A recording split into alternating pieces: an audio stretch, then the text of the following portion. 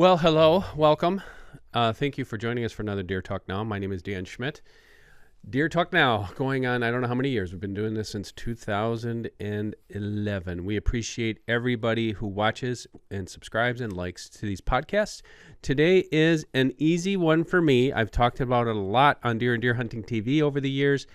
And David Gillane is going to help steer me through this podcast because my headline, David, was 10 things you need to know about apple trees for deer. Mm-hmm. And you know I could make this 1,000 things and bore you completely to tears for the rest of the day. Quite true. It was quite true. So what we're going to do here is David's going to shoot me some questions. I'm going to answer them best I can. I'm not the be-all, end-all expert, but I have a lot of experience with apple trees over the years. And also, if you guys have questions, because this is a very complicated topic. It sounds like it's easy, but it's not. It depends upon where you live. So if you guys have questions, just write them in the comments wherever you're listening to this podcast or watching this podcast, and I will find them. Everybody else here will find them. They'll get them to me, and I will answer your questions, everyone, if you guys ask them in the comments. Okay, so David, without further ado, shoot me question number one.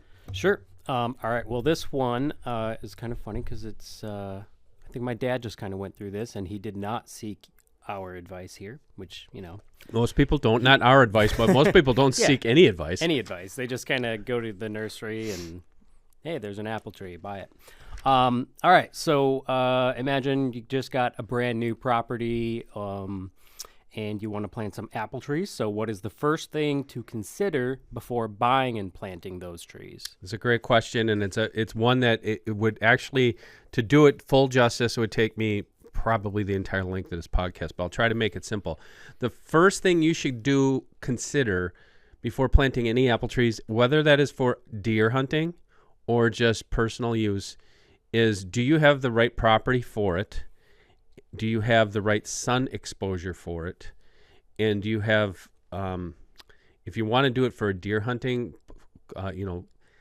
apple plot, do you have enough land for it? Those are the things that you should consider. And then when we dive deeper into that weeds is what type of land do you have? This is stuff you all have to consider because do you have rocky soil? Do you have sandy soil? Do you have sandy loam? Soil is critical for apple trees, as is sun exposure, and there's many other elements. But I guess the first thing you should consider is, what are your expectations?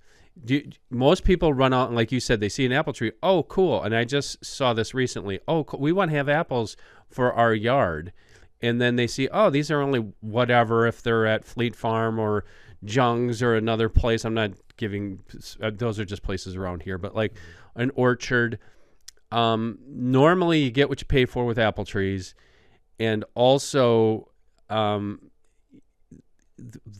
growers of these mass trees, not to bash on them, but it's not a one size fits all. So they give out a tree that for the most part works for your region, but a lot of times it doesn't. So you really need to study that first because they're not cheap. To put apple trees in is expensive, even if you're putting one or if you're putting 100 of them in. But I say the first thing you should do is really map it out.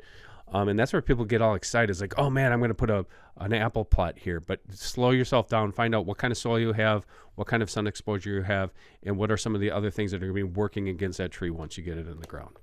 Okay, so real quick, so you've been to my dad's land, so I think you've described him as having like a lot of sandy loam is what you call it. So what specifically help him out? For his in particular, Bill. Yeah. That's David's dad's name. You have not great soil. So where he lives, it's really sandy loam. Some of it is almost like solid sand. And if you look at that region, there's actually sand mines in that region. Very hard place to grow apple trees. But the other thing you have working against you is in an area like his, where you have sandy soil, a lot of times you have pine trees or any kind of conifer. Any type of conifer, whether it's a spruce or a pine, is a lot of acidity in the in the ground, and that is not good for apple trees. So if you're planting apple trees in sandy ground next to pine trees, that you've already got 2 strikes against you. And then the third strike would be if you're planting it where I think he's probably thinking of planting. You haven't even told me, but you're dealing with difficult sun requirements, because a lot of times you have a situation where you have, I have this plot and I'd like to put some apple trees in there. You really need to sit down and think of like, how does the sun come up on that plot and how does the sun go down on that plot, and how much shade am I getting in there? Because apple trees do not do great with shade.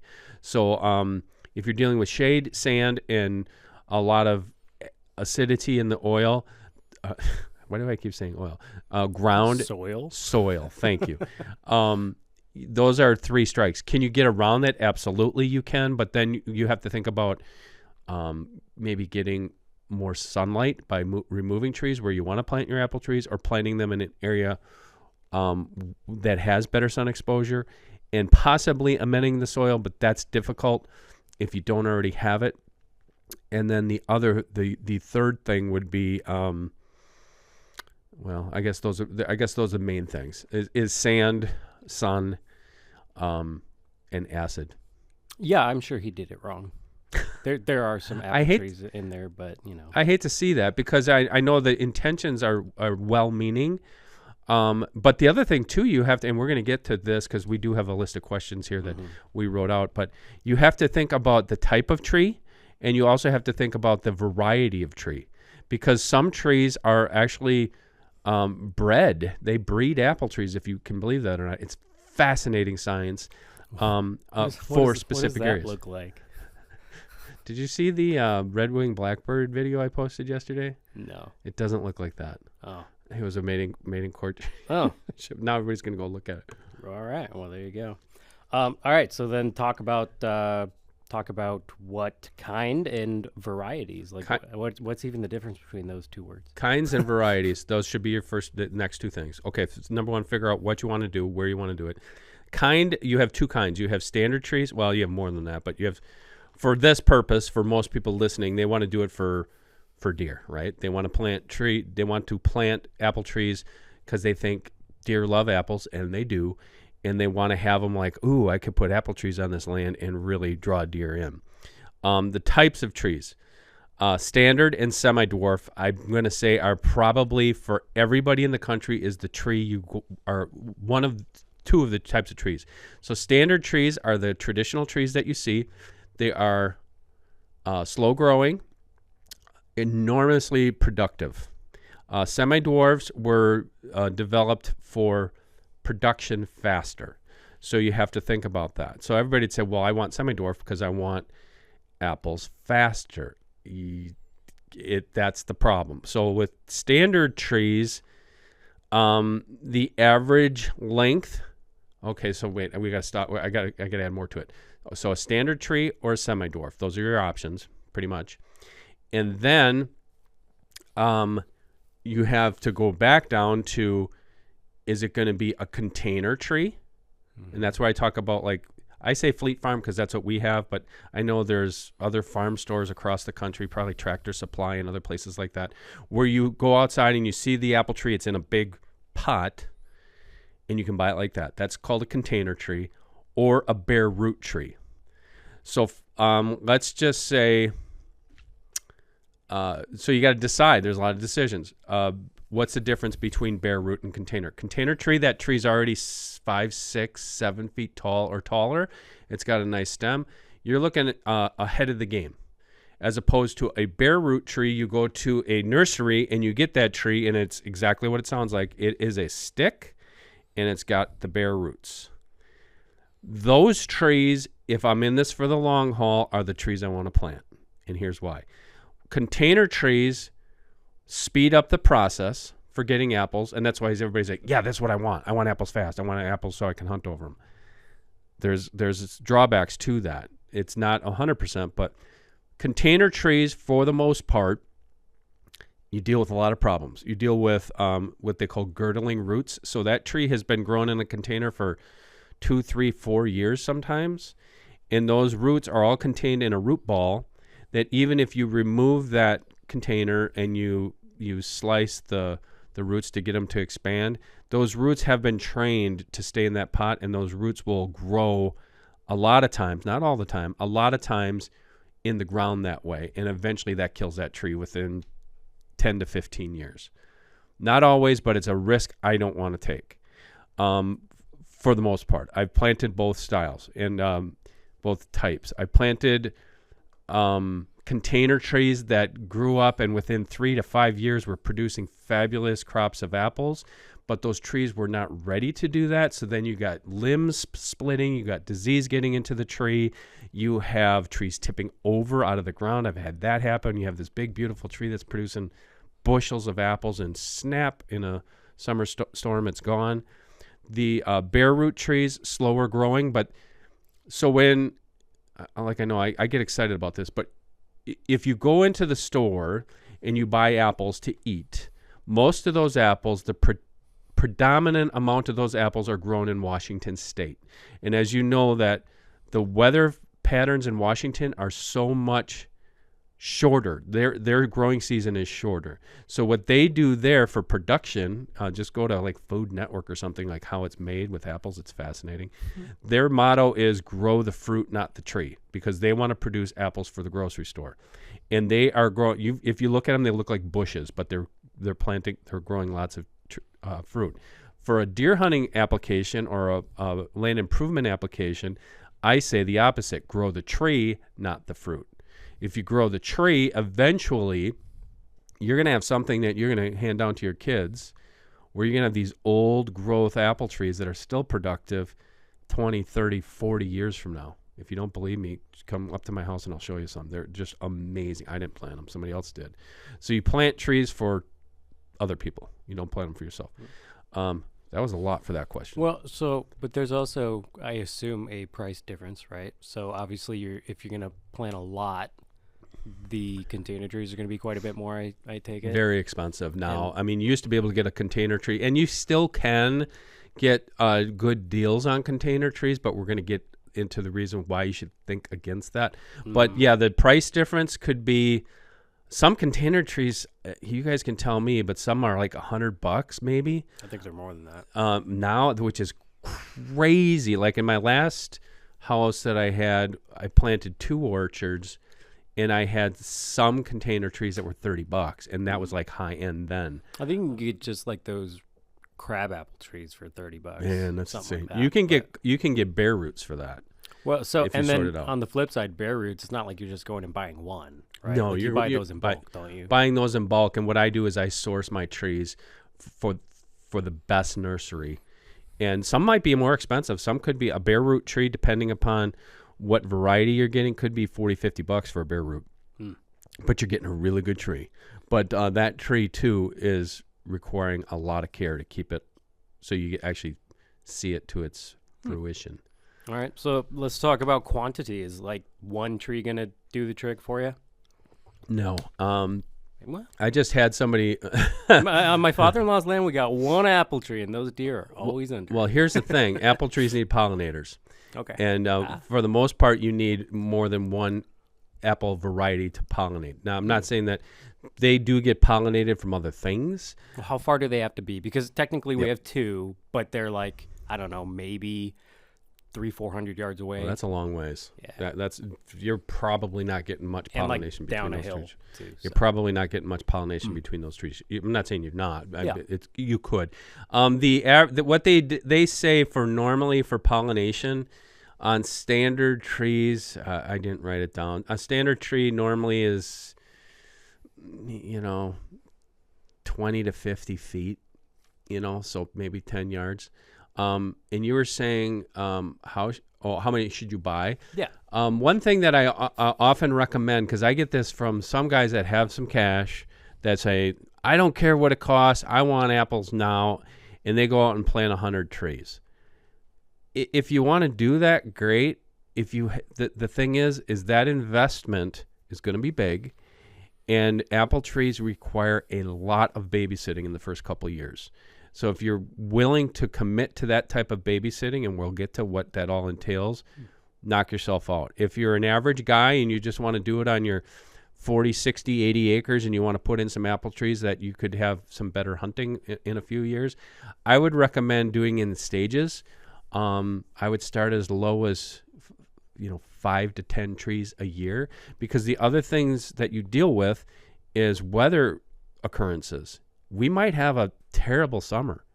And if you lose a whole crop of trees, if you lost 5 trees, it's not as bad as if you lost 100. Or we might have a really bad winter that no matter what you did, no matter how you babysit, it's going to kill those trees. So it's kind of an investment that I prefer to put in smaller increments at a time. So how many should you plant? At least 2. At least 2 different varieties.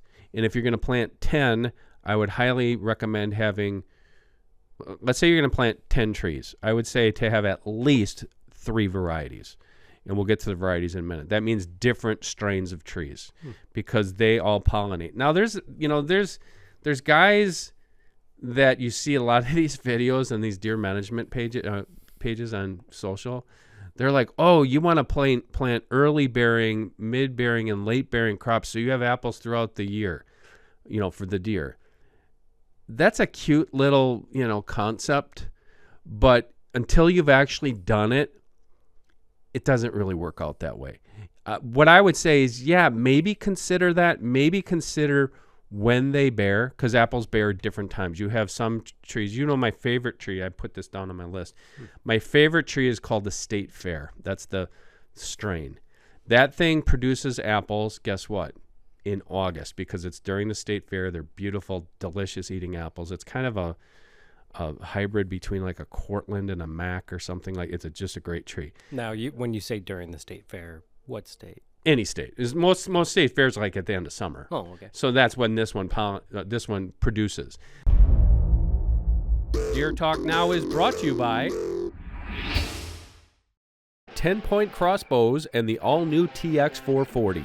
This compact crossbow features new twin riser technology as well as a rail-less design to provide superior accuracy. Coming in at only 28 inches long and 6.5 inches wide, the TX440 packs a powerful punch in a compact, ergonomic design. For more information, visit 10pointcrossbows.com.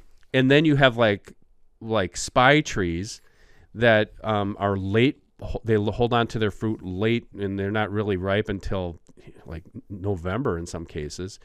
That's a great concept, but the better thing to understand is find the strain of tree that is best for where you live, or I should say strains. You're going to want to find several different kinds.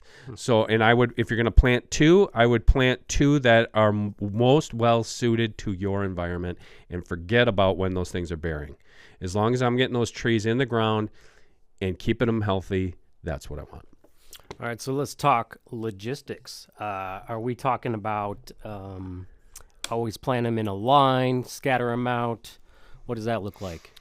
I've seen it done many different ways. I would suggest if you're going to do just a couple trees, okay, let's use some examples. Let's say you're going to use 4 trees. I wouldn't plant them in a line. If you're going to plant 100 trees, I wouldn't plant them in a line. Some people think like, oh, I'll plant them on the edge of the woods, therefore all these deer will come out to the edge.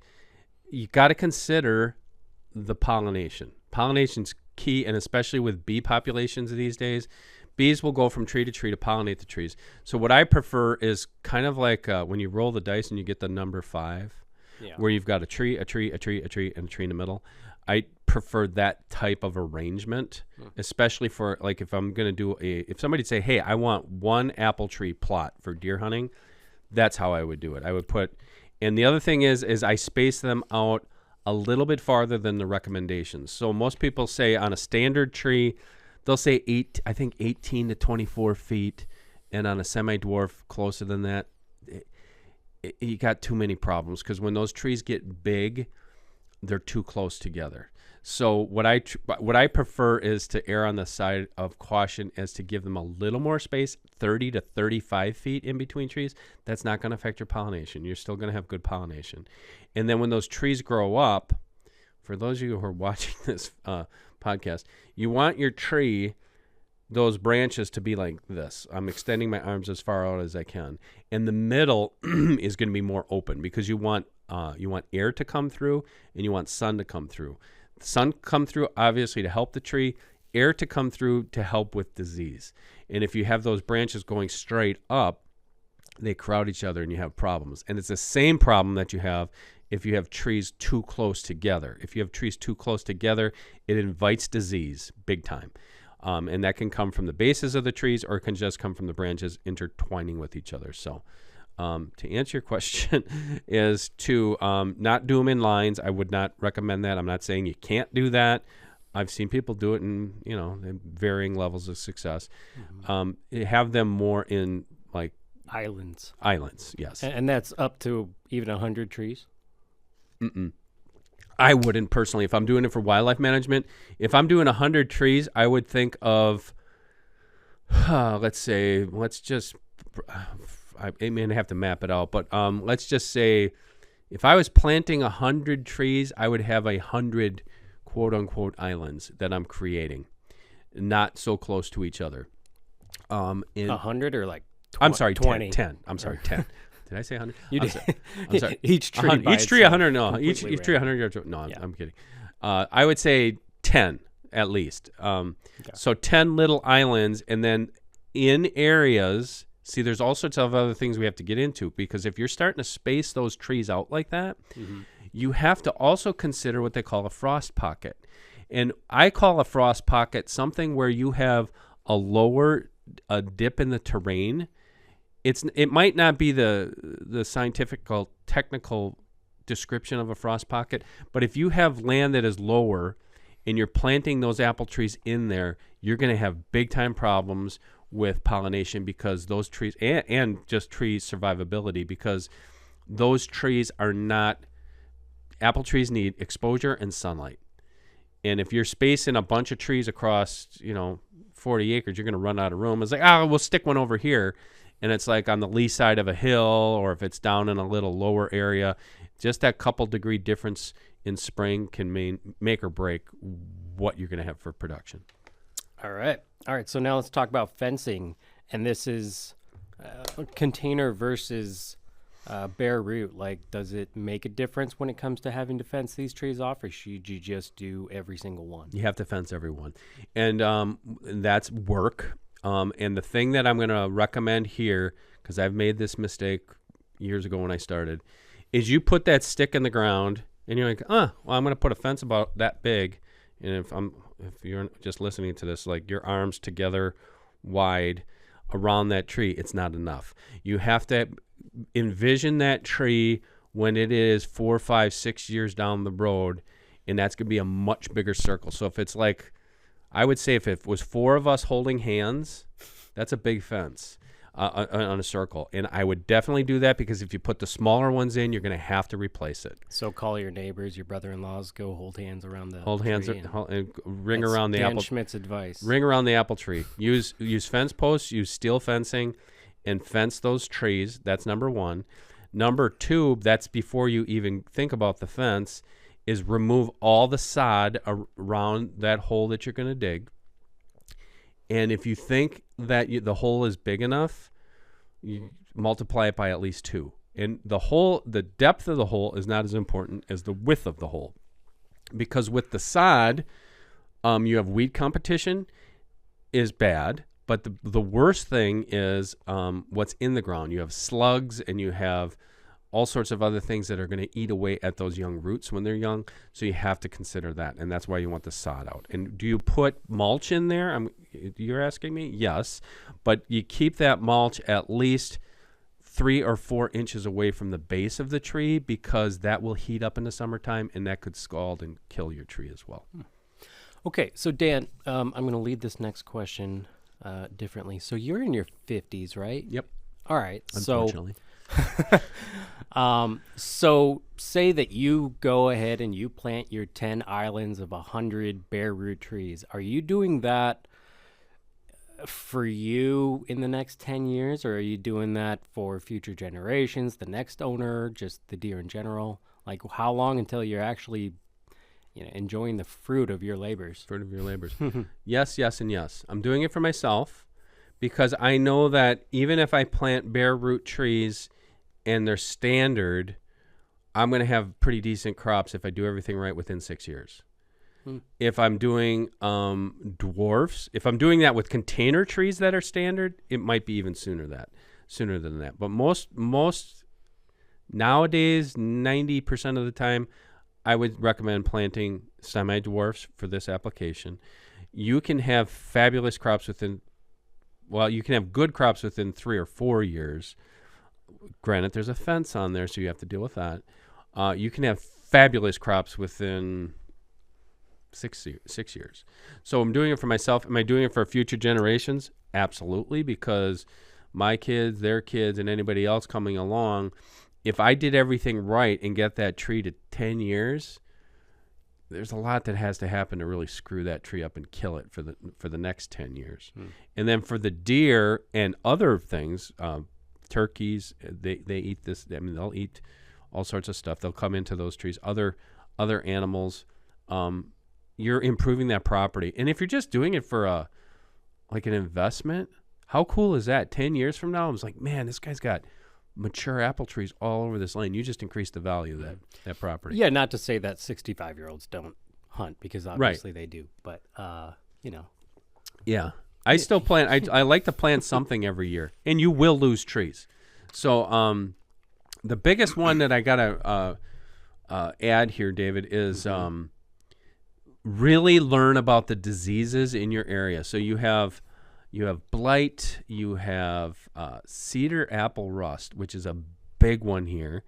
And what that is if you have any type of cedar, we have lots of red cedar. Some places have white cedar. I know in other parts of the country they have junipers, which is kind of some sort of a red cedar. Don't ask me what scientific variety it is. But those trees emit a spore that affects the apples trees. So like when you get an apple tree and you see they're like little bullseye colored, rust colored spots on the leaves, doesn't kill the tree right away, but if it affects that apple tree enough, it eventually probably is going to kill that tree. So what I do on the property that I have now, it had all these beautiful red cedars, big ones, that were planted as ornamentals probably 40 years ago. I've gone in this spring and I started cutting them all down. Now, is that going to 100% guarantee me my trees aren't going to get apple cedar rust because some of them are already showing signs? No, but it's going to highly prevent it. And then the other thing, too, is you have to be very diligent about spraying trees. And this is a whole nother topic for another podcast. But once you get those trees in the ground, let them get in there for at least a year. Then you're going to want to spray them minimally twice a year, once in spring or once in late winter, and then once in fall. And I just use a neem oil. I don't use, if I'm using them for production and I want to eat the apples, I will spray them with other, insecticides and fungicides and things like that. There's certain things you can do. But the best way to keep those apples productive is to spray them you could spray them 4 or 5 times throughout the course of the year. Late winter, after blossom, and then every couple weeks throughout the summer if you want to protect them. But you got to protect them from the diseases if you want them for long term. All right. This one is, again, for my dad, Bill, if you're listening. He better be. We actually call him Bilbo because he's really short. But what are some of the most common mistakes that people make when planting apple trees for deer?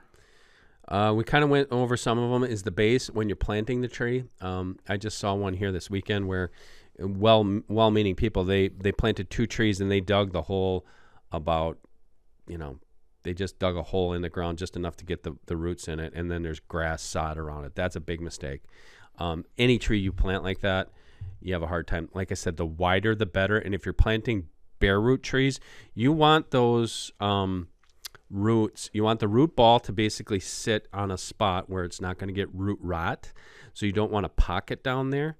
You want it almost on a little ledge of ground, and then underneath that, it kind of almost goes down into a shallow depression, and then those roots go out like feet, and that's what's holding that tree up. That's number one. Number two is not fencing them.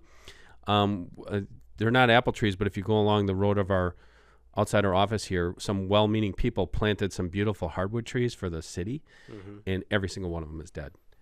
They didn't fence them, and they didn't take care of the bases when they planted those trees, and that's a shame because those trees are probably several $100s a piece. The other mistake is you have to become a farmer in the sense that you have to. It's almost like guys planting food plots.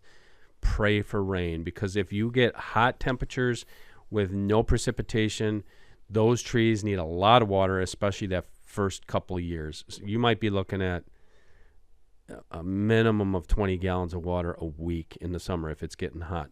So you have to figure out a way to get them water. If you can't get them water, then you're just going to have to pray for the best. But another thing you could do, I haven't done it too much with apple trees, I've done it with other trees, is if you're planting bare roots, you can use what they call a root gel, and that just is something where you dip the tree, just the roots, not on the stem. You dip that in there, and that is actually, it's almost like I don't know if it's silicone, but it's almost like a silicone type material that sticks to those roots, and it helps absorb moisture throughout the summer. But those, I guess, are probably the three biggest things, is you got to take a lot of care when you plant the tree.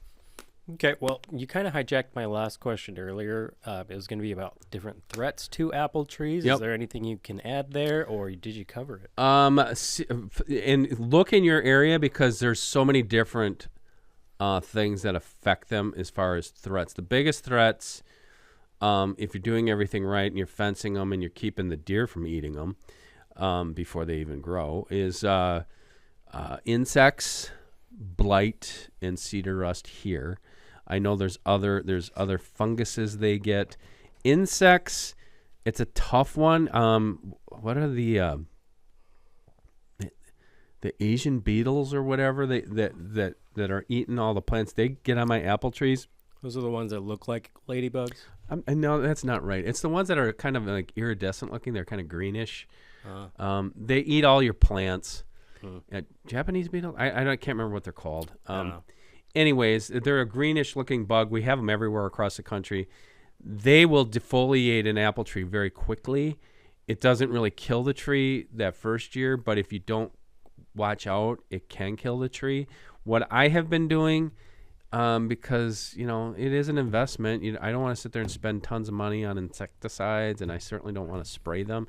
So a simple way is they do have like little traps that you can buy and hang from a fence post or something. I use white pails, 5-gallon pails, because it's clear. And then I should say it's an attractant, and I fill it a half full with water, and I put it by each tree, and those bugs will not. It helps. The bugs fly right into the bucket. They land in the water, and it kills the bug eventually. I use that on that young orchard that I have, and that has helped. I've been battling that. I've been battling cedar rust. The other threats, big threats, are in winter, and that would be mice, voles, moles, rodents of any kind. What they do is in the wintertime, mice especially, and shrews, they get to the base of that tree, right where it's in the ground, and they'll chew around that tree. That'll girdle a tree and kill it immediately over winter. So what you have to do there is, you see the little white tubes that people put on trees, the protectors. Yeah. You can use those. I prefer those. You can also use the tree wrap, which is kind of like a paper kind of thing that you can wrap. But the key there is, I see it a lot right now. I'm driving around. I'm seeing there's still protectors on trees. Get those off, please, if you have them, because you're going to get sun scald, and it's going to kill the tree this summer. You put those protectors on in fall. I normally do it right when the Packers start playing in September.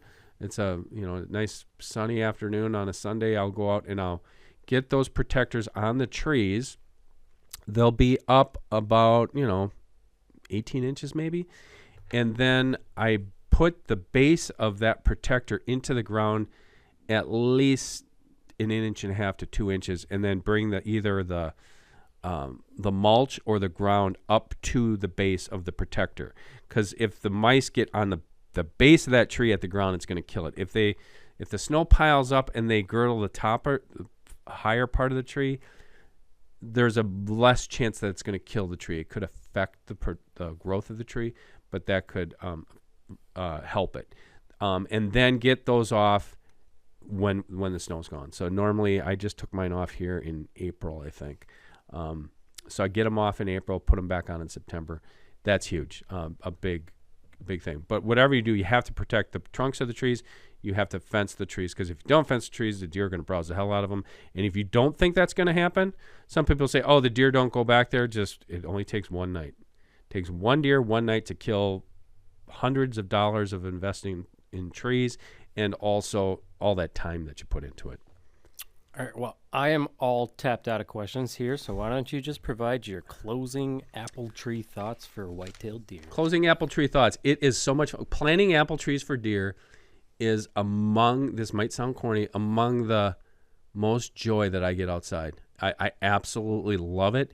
It is so cool to learn about the different varieties, learn about how they grow and where they grow, and then actually my own hands in the dirt is what's making that apple. And with that, people are going to ask me the species of apple tree. Please do your own research on this, because you could be living somewhere else and what I say might not apply. If you live in New York was the hotbed of all apple production in America for decades. Most of the apple trees being grown today commercially, like I said, Washington State. But my personal favorite, and this is going to shock David, is the University of Minnesota. And they came up with, and I cannot remember the gentleman's name, and I wish I could, because he is the father of apple trees for the upper Midwest. And the thinking there was back in I think it was about the 1950s, everybody said, if you're going to grow apple trees, you need stock from New York. There's no other way. And he said, we can grow them here in Minnesota, and I'm going to prove it. Well, he not only proved it, they have a whole agronomy system there at the University of Minnesota that I drove from my house to Chippewa Falls, Wisconsin, which isn't far from the Twin Cities of Minnesota, for a nursery to buy the strains that were specifically bred for this region. And some of them are in this list, not all of them. I could give you lots of history that would bore you on trees. My 5 favorites for eating and for planting for trees here in Wisconsin. It's northeast Wisconsin. The State Fair, which I told you about because I love it. It's a very good eating tree. And that's a University of Minnesota tree. The Hallored, which is a hybrid, that is another Minnesota tree. The Prairie Spy, I don't know who lays claim for that. The Prairie Spy I love because it is drought resistant, and it is disease resistant. And that's some things that you can actually type in and look at the nursery is if you deal with heat or drought. And the other one is a Liberty. So those are my favorites. And the Wolf River tree, which was developed here on the shores of the Wolf River, which is about 20 miles from where we're sitting today.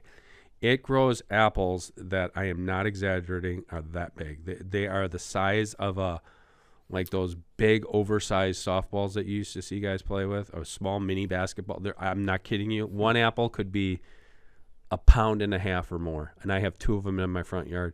Fascinating trees. So those are my 5 favorites. All right. Okay, well, thank you, David.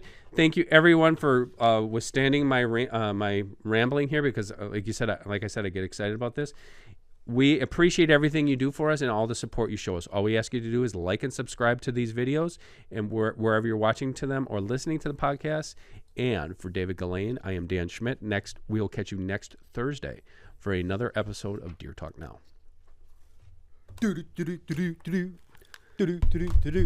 And it was twice as long as it needed to be. The Deer Talk Now podcast is brought to you by Mossberg, Wildlife Research Center, Traditions Firearms, Outdoor Edge Knives, Hoyt Archery, and 10 Point Crossbow.